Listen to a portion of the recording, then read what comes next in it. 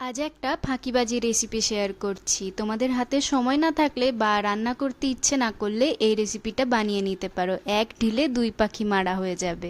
বানাচ্ছি ডাল দিয়ে মাছ, বা বলতে পারো মাছ দিয়ে ডাল। তার জন্য প্রথমে মাছের মধ্যে নুন হলুদ লাগিয়ে কিছুক্ষণ রেখে দিয়েছি, আর এদিকে আমি একটা আলু আর একটা বেগুনকে লম্বা করে কেটে নিয়েছি। এবার কড়াইয়ে সর্ষের তেল খুব ভালো করে গরম করে তার মধ্যে কিছুটা নুন দিয়ে ভালো করে নাড়াচাড়া করে নিয়েছি। এবার ম্যারিনেট করে রাখা মাছগুলোকে ভেজে নিয়েছি।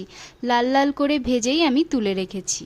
মাছ ভাজার সময় কড়াইয়ে একটুখানি নুন দিয়ে দিলে মাছগুলো কিন্তু আর লেগে যাবে না। এবার মাছ ভাজার তেলেই কেটে রাখা আলুগুলোকে বেশ লাল করে ভেজে তুলে রেখেছি, আর বেগুনগুলোকেও বেশ লাল করে ভেজে তুলে রেখেছি। ওই তেলের মধ্যেই ফোড়নে দিয়েছি জিরে আর শুকনো লঙ্কা। ফোড়ন থেকে সুন্দর একটা গন্ধ বেরোলে একটা ছোট সাইজের পেঁয়াজ কুচি দিয়েছি, আর একটা ছোট সাইজের টমেটো দিয়ে দিয়েছি। পরিমাণ মতো নুন দিয়ে পেঁয়াজ টমেটোটাকে বেশ ভালো করে ভেজে নিয়ে দিয়েছি হাফ চামচ আদা বাটা আর হাফ চামচ রসুন বাটা।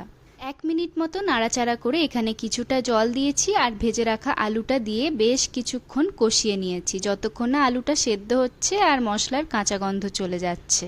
আর এদিকে আমি কিছুটা মসুর ডাল পরিমাণ মতো নুন হলুদ দিয়ে সেদ্ধ করে রেখেছিলাম। এবার ডালটা মশলার মধ্যে দিয়েছি, তার সাথে কিছুটা জল অ্যাড করে কিছুক্ষণ ফুটিয়ে নিয়েছি। এবার ভেজে রাখা মাছ আর বেগুন দিয়েছি, সাথে কয়েকটা চেরা কাঁচা লঙ্কা আর ভাজা মশলা দিয়েছি কিছুটা। এই ভাজা মশলাটা জিরে, ধনে, শুকনো লঙ্কা আর মৌরি ড্রাই রোস্ট করে গুঁড়ো করা। 4 থেকে 5 মিনিট খুব ভালো করেই ফুটিয়ে নিলে আমাদের ডাল দিয়ে মাছ সার্ভ করার জন্য একদম রেডি। এটা খেতে তো দারুণ হয়, আর সাথে আর কিছু লাগেও না, আর কিছু বানাতেও হয় না। একটা পদেই কিন্তু তুমি ভাত খেয়ে নিতে পারবে। তোমরাও বাড়িতে বানিয়ে জানিও তোমাদের কেমন লাগলো। আজকের মতো এটুকুই, পরের দিন নতুন রেসিপির সাথে দেখা হবে। টাটা।